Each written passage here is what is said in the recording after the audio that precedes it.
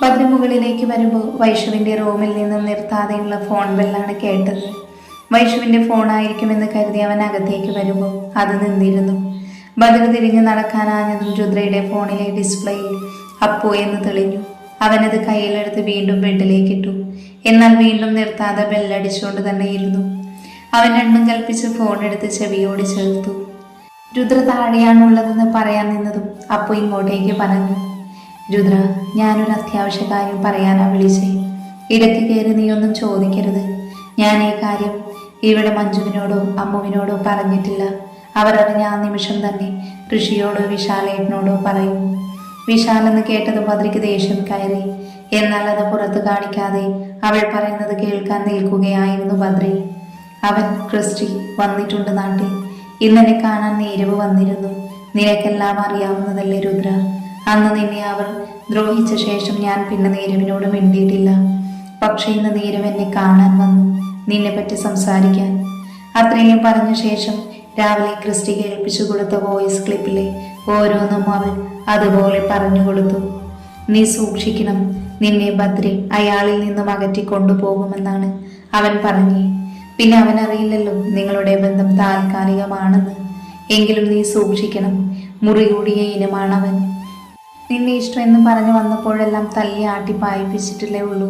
പോരാത്തത് നീയും അശ്വിനേട്ടനും ഇഷ്ടത്തിലായിരുന്നപ്പോൾ ഏട്ടനും നിന്നെ കൊണ്ടുവന്ന് അവന്റെ മുന്നിൽ നിർത്തി അവന്റെ കരണത്ത് കൊടുത്തില്ലേ, ഒപ്പം നീയും. അതൊന്നും അവൻ അത്ര വേഗം മറക്കില്ല. അതുകൊണ്ട് ഒറ്റയ്ക്ക് ഒരിടത്തും പോകരുത്. നീ എന്താവശ്യമുണ്ടെങ്കിലും എന്നെയോ ഋഷിയെയോ വിളിക്കണം. ഞാൻ ഋഷിയോട് പറഞ്ഞില്ല ഇതുവരെ. നീരവാണ് വന്ന് പറഞ്ഞതെന്ന് പറയുമ്പോൾ ഒരിക്കലും വിശ്വസിക്കില്ല. ഇതിൽ ചതിയുണ്ടെന്നേ പറയൂ. നീരവ് അവരെ പോലെയല്ലെന്ന് എനിക്കും നിനക്കുമല്ലേ അറിയൂ. തൽക്കാലം ഋഷിയോട് ഞാൻ സാവധാനത്തിൽ പറഞ്ഞു മനസ്സിലാക്കാം. ആ വോയിസ് ക്ലിപ്പ് എനിക്ക് കുറച്ചു മുൻപ് അയച്ചു തന്നിരുന്നു നീരവ്. ഞാൻ നിനക്കും അയച്ചിട്ടുണ്ട്. പിന്നെ ഇതിനെപ്പറ്റി തന്നെ ടെൻഷൻ അടിച്ചിരിക്കേണ്ട നീ. ഞങ്ങളൊക്കെ ഇല്ല നിന്റെ കൂടെ. പിന്നിൽ ആരുടെയോ കാൽപെരുമാറ്റം കേട്ടു നോക്കുമ്പോ രുദ്ര. ഈ സമയം മറുവശത്ത് ഹലോ രുദ്ര, നീ എന്താ മിണ്ടാത്തേന്ന് പറഞ്ഞു അപ്പു അവളെ വിളിക്കുന്നുണ്ടായിരുന്നു. ഭദ്ര രുദ്രയെ നോക്കിക്കൊണ്ട് ഫോൺ അവൾക്ക് നേരെ നീട്ടി. പിടിക്ക്, നിനക്കാ ഫോൺ. അത്രയും പറഞ്ഞ് ഭദ്ര പോകുമ്പോൾ രുദ്ര ഫോൺ ചെവിയോട് ചേർത്തു. ഹലോ ഡി, ആരാ ഇവിടെ വന്നേ? നീ എന്താ ഞാൻ പറഞ്ഞെന്ന് മറുപടി തരാത്തേ? ആ നീ പറ, ഞാൻ കേൾക്കുവാ. അത്രയും പറഞ്ഞതും ഭദ്ര പോയ വഴിയെ തന്നെ അവൾ നോക്കി നിന്നു. ഭദ്ര റൂമിൽ കയറി ഡോർ ശക്തിയായി അടച്ചു. അത്രയും നേരം നിയന്ത്രിച്ചു നിർത്തിയ ദേഷ്യം അവൻ റൂമിലെ ഓരോന്നും ദേഷ്യത്തിൽ താഴേക്ക് വലിച്ചെറിഞ്ഞുകൊണ്ട് തീർത്തു. അപ്പു പറഞ്ഞു ഓരോന്നും കേൾക്കുമ്പോൾ അവനെ ക്രിസ്റ്റിയെ കൊല്ലാനുള്ള ദേഷ്യം തോന്നി. ഒപ്പം അവന്റെ ഉള്ളിൽ ആ ചോദ്യം അവനെ ഉലച്ചു. ആരാണ് അശ്വിൻ? അശ്വിനാണ് അവളുടെ പ്രണയമെങ്കിൽ എന്തിനെനിക്കൊപ്പം ഇവിടെ നിൽക്കുന്നു? അവനിലെ ദേഷ്യം നിയന്ത്രിക്കാനായില്ല. ഷെൽഫിൽ നിന്നും മദ്യമെടുത്ത് ബോധം അറിയുവോളം കുടിച്ചിരുന്നു അവൻ. അപ്പോഴും അവന്റെ ചുണ്ടുകളിൽ രുദ്ര എന്ന് ഉരുവിട്ടുകൊണ്ടേയിരുന്നു. അവൻ പോലും അറിയാതെ അവൾ അവനിൽ നിന്ന് ശക്തിയായി തന്നെ വേരുറപ്പിച്ച് കഴിഞ്ഞിരുന്നു എന്നറിയാതെ നിദ്രയെ പുൽകിയിരുന്നു ഭദ്ര ആ നിമിഷം. രാവിലെ ഭദ്ര ഓഫീസിലേക്ക് പോകാനായി ഇറങ്ങി വരുമ്പോൾ മുൻപിൽ തന്നെ രുദ്ര ഉണ്ടായിരുന്നു. എന്നാൽ അവളെ കണ്ടിട്ടും കാണാത്തതുപോലെ വേഗം അവിടെ നിന്നും പോകുമ്പോൾ അവൾക്ക് വല്ലാത്ത സങ്കടം തോന്നി. ഭദ്ര കാറിന്റെ ഡോറ് തുറന്ന് സീറ്റിലിരുന്നതും മുന്നിലെ ഗ്ലാസ് മിററിലൂടെ കണ്ടു അകത്തുനിന്നും ഓടി വന്ന് തന്നെ നോക്കി നിൽക്കുന്ന രുദ്രയെ. അല്പനേരം അവളെ അതിലൂടെ നോക്കിയ ശേഷം അവൻ കാറുമായി പോകുമ്പോൾ രുദ്ര അവിടെ തന്നെ അതേ നിൽപ്പു നിന്നു. അവൾ ഇന്നലെ രാത്രിയിലെ കാര്യങ്ങൾ ഓർത്തു. അപ്പു പറഞ്ഞത് കേട്ടായിരിക്കുമോ തന്നോടി അവഗണന എന്നോർത്തു. അടുക്കും തോറും അവനിൽ നിന്നും അകറ്റുവാണോ ഭഗവാൻ എന്ന് പോലും അവൾക്ക് തോന്നി. അറിയാതെ അവളുടെ കണ്ണുകളും നിറഞ്ഞിരുന്നു. അമ്മുവിനും മഞ്ജുവിനൊപ്പം ഹോട്ടലിനുള്ളിലേക്ക് നടന്നു കയറാൻ നിന്ന് അപ്പുവിനെ പിന്നിൽ നിന്ന് ഋഷി വിളിച്ചു. അപ്പു ഒന്ന് നിന്നേ. അപ്പു ഒരു നിമിഷം തിരിഞ്ഞ് അവനെ ഒന്ന് നോക്കി. നീ എന്നിൽ നിന്നും എന്തേലും മറയ്ക്കുന്നുണ്ടോ? എന്തേ നീ അങ്ങനെ ചോദിച്ചേ? അപ്പു ഉള്ളിലെ പതർച്ച മറിച്ചോട് ചോദിച്ചു. ഇന്നലെ തൊട്ട് ശ്രദ്ധിക്കുക നിന്നെ ഈ മാറ്റം. മഞ്ജു പറഞ്ഞല്ലോ നിന്നെ ഇന്നലെ ആരോ കാണാൻ വന്നെന്ന്. എന്നിട്ട് അതേപറ്റി നീ എന്നോട് പറഞ്ഞില്ലല്ലോ. അത് പിന്നെ അവൾ തപ്പിത്തടഞ്ഞുകൊണ്ട് പറയാൻ ശ്രമിച്ചതും ഋഷിയുടെ ഫോൺ കോൾ വന്നിരുന്നു. അവൻ ഫോണുമായി കുറച്ച് മാറി നിന്ന് സംസാരിച്ചിട്ട് തിരിച്ചു വരുമ്പോൾ നേരത്തെയുള്ള ഗൗരവം മാറി ഒരു ചിരി ഉണ്ടായിരുന്നു. ഭവാനി മാമി അവിടുന്ന് തിരിച്ചു വൈകുന്നേരം 5:30 അടുപ്പിച്ചിങ്ങെത്തും എന്ന പറഞ്ഞ് നിന്നെയും കൂട്ടി റെയിൽവേ സ്റ്റേഷനിൽ നിൽക്കാനാ ഓർഡർ. ഋഷി അപ്പുവിനെ നോക്കി പറഞ്ഞു. ഭവാനി മാമി വരുന്ന കാര്യം രുദ്ര അറിഞ്ഞു. അവനെ നോക്കി അമ്മ ചോദിച്ചു. ഇല്ല, പറഞ്ഞില്ല. അവൾക്കൊരു സർപ്രൈസ് ആകട്ടെ എന്ന് കരുതി. ആകാശേട്ടനോട് എന്തു പറഞ്ഞ മാമി വരുന്നേ? അപ്പു അവനെ നോക്കി ചോദിച്ചു. അവിടെ കമല ചേച്ചിയുടെ കുടുംബം വേറെ ആരൊക്കെയോ ചേർന്ന് കാശി രാമേശ്വരമൊക്കെ പോകുക. മാമി അവർക്കൊപ്പം പോകുന്നെന്നാ പറഞ്ഞിരിക്കുന്നേ. അവർക്കൊപ്പം അല്ലെന്നെങ്ങാനും അയാൾ അറിഞ്ഞാലോ? അതിന് ചാൻസ് ഇല്ല. അയാളും അയാളുടെ ഫ്രണ്ട്സ് എല്ലാം ചേർന്ന് 6-7 ദിവസത്തേക്ക് എങ്ങോട്ടോ പോകുവാൻ. ചിലപ്പോൾ അതിലും കൂടും. തിരികെ വരണമെന്ന് പറഞ്ഞ് ആ ധൈര്യത്തിൽ രുദ്രയുടെ കൂടെ നിൽക്കാൻ ഭവാനി മാമി ഇങ്ങോട്ട് വരുന്നേ. 3-4 ദിവസം ഇവിടെ കാണുന്ന പറഞ്ഞ് രുദ്രയുടെ കല്യാണം നടന്ന മാമി അവളുടെയും ഭർത്താവിൻ്റെയും പേരിൽ ഗുരുവായൂർ എന്തോ നേർച്ച നേർന്നിരുന്നത്. ഇവിടെ വന്നിട്ട് പിറ്റേന്ന് അവരുമായി അതൊക്കെ പോയി നടത്തണമെന്നാ പറയുന്നേ. ഭവാനി മാമി രുദ്രയുടെ കൂടെ അവിടെ നിന്ന് മാമിക്ക് മനസ്സിലാവില്ലേ അവർ തമ്മിലുള്ള ബന്ധം വെറും താൽക്കാലികമാണെന്ന്? അമ്മുവാണ് ചോദിച്ചത്. തൽക്കാലം നമ്മളായി മാമിയോടൊന്നും പറയണ്ട. എന്നായാലും മാമി അറിയേണ്ടതാ ഇതൊക്കെ. അത് അവളുമായി തന്നെ പറയുന്നതാവും നല്ലത്. അത്രയും പറഞ്ഞിട്ട് ഋഷി അപ്പുവിനെ നോക്കി പറഞ്ഞു. ഭവാനി മാമി വരുന്ന കാര്യം ഞാൻ ഇന്നലെ വിശാലിനോട് പറഞ്ഞു. മാമിയെ കൂട്ടാൻ ആള് കാറുമായി നമുക്കൊപ്പം വരുന്നെന്നാ പറഞ്ഞേ. അത് നന്നായി. ഇല്ലെങ്കിൽ ഞാൻ സ്കൂട്ടി എടുക്കേണ്ടി വന്നേനെ. പിന്നെ നീ രക്ഷപ്പെട്ടെന്ന് കരുതണ്ട. മാമിയെ രുദ്രയുടെ അടുത്താക്കി വരുമ്പോൾ ഞാൻ ചോദിച്ചതിനുള്ള മറുപടി എനിക്ക് കിട്ടിയിരിക്കണം. തൽക്കാലം 3 നിന്ന് വെയിൽ കൊള്ളാതെ ചെന്ന് ജോലി ചെയ്യാൻ നോക്ക്. അത്രയും പറഞ്ഞ ഋഷി അവിടെ നിന്ന് പോകുമ്പോൾ അവർ അവരുടെ ജോലിക്കായി കടന്നിരുന്നു. മോളെന്ന് ഇവിടെ നിന്നിരുന്നു? ഗാർഡനിൽ ഒറ്റയ്ക്ക് വന്നിരുന്നു രുദ്രയെ നോക്കി വിജയലക്ഷ്മി ചോദിച്ചു. ഞാൻ വെറുതെ ഓരോന്നിങ്ങനെ ആലോചിച്ചിരുന്നത് പോയതാ. ഭദ്രയെ പറ്റിയാണോ? അതിനവളൊരു മങ്ങിയ ചിരി നൽകി. മോള് നോക്കിക്കോ, അധികം വൈകാതെ നിന്റെ സ്നേഹം അവൻ മനസ്സിലാക്കും. എനിക്കിന്ന് സ്വന്തമെന്ന് പറയാൻ എൻ്റെ മാമിയും അപ്പവും ഋഷിയും മാത്രമായിരുന്നു ഉണ്ടായിരുന്നത്. പിന്നെ ഇപ്പോൾ അദ്ദേഹം കെട്ടിത്തന്ന ഈ താലിയും സ്നേഹിക്കാൻ മനസ്സുള്ള അമ്മയെയും വൈഷുമോളെയും വിജയെയും മുത്തശ്ശനെയും മുത്തശ്ശിയെയും പ്രണവേട്ടനെയും പ്രിയങ്കയെയും അമ്മൂനെയും മഞ്ജുവിനെയും ഒക്കെ കിട്ടി. പക്ഷേ ഇതെല്ലാം പാതി വഴിക്ക് എന്നിലേക്ക് വന്നു ചേർന്നതാണെല്ലാം. മനസ്സിനെന്തോ പേടി പോലെ ഇപ്പോൾ അനുഭവിക്കുന്ന ഈ സന്തോഷം പോലും അർഹിക്കാത്തതാണോ എന്ന്, എന്നിൽ നിന്നും എല്ലാവരും ദൂരെ പോകുമോ എന്നൊക്കെ ഒരു ഭയം. മോളിങ്ങനെ ആവശ്യമില്ലാതെ ഓരോന്ന് ചിന്തിച്ചു കൂട്ടുന്നത് കൊണ്ടാണ് ഇങ്ങനെയൊക്കെ തോന്നുന്നത്. മോൾക്കൊന്നും നഷ്ടമാവില്ല. ഞങ്ങൾ ആരും മോളെ നഷ്ടമാക്കി കളയില്ല, പോരെ? അത്രയും പറഞ്ഞ് വിജയലക്ഷ്മി അവളെ ചേർത്ത് പിടിക്കുമ്പോൾ രുദ്ര അവരിലേക്ക് ചേർന്നിരുന്നുകൊണ്ട് പറഞ്ഞു. അമ്മ എന്നെ ഇങ്ങനെ ചേർത്ത് പിടിക്കുമ്പോൾ എനിക്കെൻ്റെ ഭവാനി മാമിയെ ഓർമ്മ വരുന്നത്. എൻ്റെ അമ്മയെക്കാളേറെ എന്നെ ഇതുപോലെ ചേർത്ത് പിടിച്ചിട്ടുള്ളത് എൻ്റെ മാമിയ. അത്രയും പറഞ്ഞവൾ കരഞ്ഞിരുന്നു.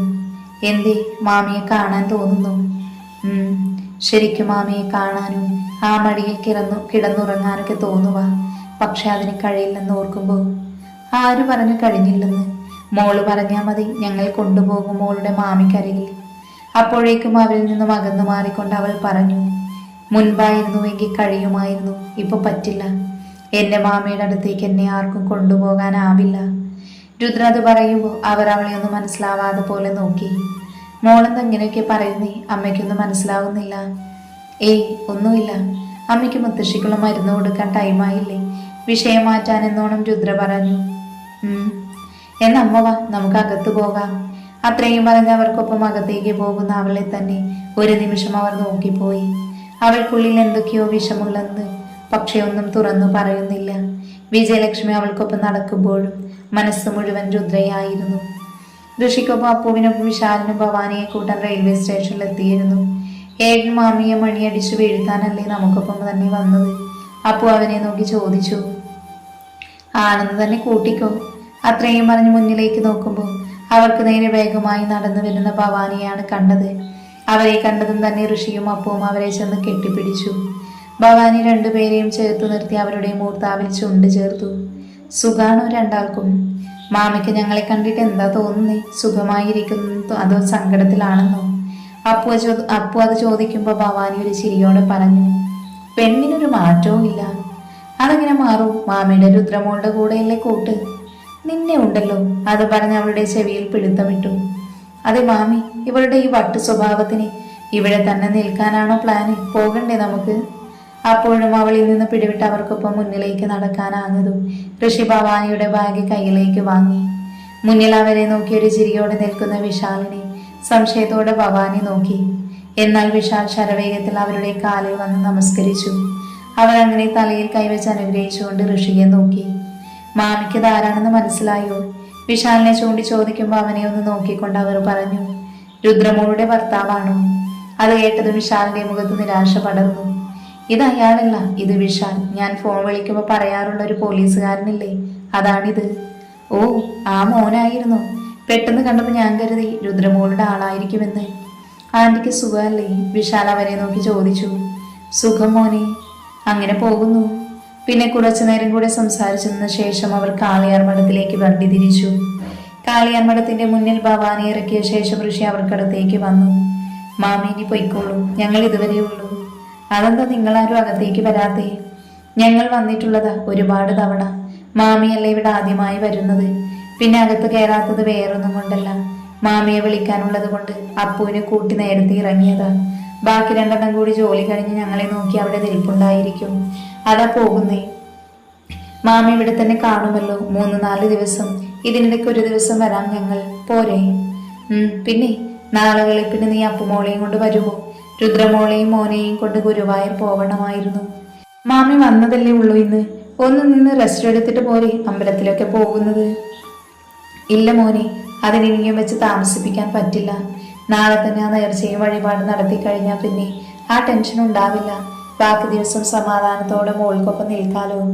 രുദ്ര വരും, പക്ഷെ ബദ്രി ആള് വരുമെന്നറിയില്ല. ജോലി തിരക്കുള്ള ആളല്ലേ, വരാൻ പറ്റിയെന്ന് വരില്ല. മോൻ വന്നില്ലെങ്കിലും സാരമില്ല, മോളെ കൊണ്ട് ചോദിച്ചോളാം ഞാൻ. മോന്റെ തിരക്ക് നമ്മളും മനസ്സിലാക്കണമല്ലോ. എന്ന് ശരി, മാമി പൊക്കോ, ഞങ്ങൾ വിളിച്ചോളാം. അവരെ ഗേറ്റ് കടത്തി അകത്തേക്ക് വിട്ട ശേഷമായിരുന്നു ഋഷിയും വിശാലും അപ്പവും അവിടെ നിന്ന് പോകുന്നത് തന്നെ. ബദ്രി ഉണ്ടെങ്കിൽ തങ്ങളെ കാണുമ്പോൾ എന്തെങ്കിലും പ്രശ്നം മാമിയുടെ മുന്നിൽ വെച്ചുണ്ടായാലോ എന്ന് കരുതിയാണ് അവരെ അവിടെ ആക്കിയിട്ട് പോയത്. ഭവാനി ആ വീട് ശരിക്കും നോക്കി കാണുമായിരുന്നു. കുറച്ചുള്ളിലേക്ക് നടന്ന് കയറാണ്. 2 സൈഡിലും വർണ്ണമനോഹരമായ പൂക്കൾ നട്ടു വളർത്തിയിരുന്നു. രാത്രി വെളിച്ചത്തിലും അതിനെ പത്രമാറ്റാക്കി. മുന്നോട്ട് നടക്കുമ്പോൾ അവിടെ കാണുന്ന ഓരോ കാഴ്ചകളും അവരുടെ കണ്ണിനെ മാറ്റേക്കി. എല്ലാം ആദ്യമായി കാണുന്ന ഒരു കൊച്ചു കുഞ്ഞിന്റെ ലാഘവത്തോടെ ഭവാനി മുന്നിലേക്ക് വരുമ്പോൾ കണ്ടു. രാത്രി നിറയെ ലൈറ്റുകളുടെ വെട്ടത്തിൽ നിറശോഭയോട് കൂടി തലയെടുപ്പോട് നിൽക്കുന്ന കാളിയാർ മഠത്തെ. അവരുടെ കണ്ണുകൾ വിടർന്നു, അതുപോലെ തന്നെ നിറയുകയും ചെയ്തു. സന്തോഷം കൊണ്ട് തൻ്റെ രുദ്രമോൾക്ക് താൻ ആഗ്രഹിച്ചതിലും വലിയ ജീവിതം തന്നെ ഭഗവാൻ കൊടുത്തല്ലോ എന്നുള്ള സന്തോഷമായിരുന്നു അവരിൽ നിറഞ്ഞു നിന്നത്. ഭവാനി വരുമ്പോൾ മുന്നിലെ ഡോറ് തുറന്ന് കിടപ്പുണ്ട്.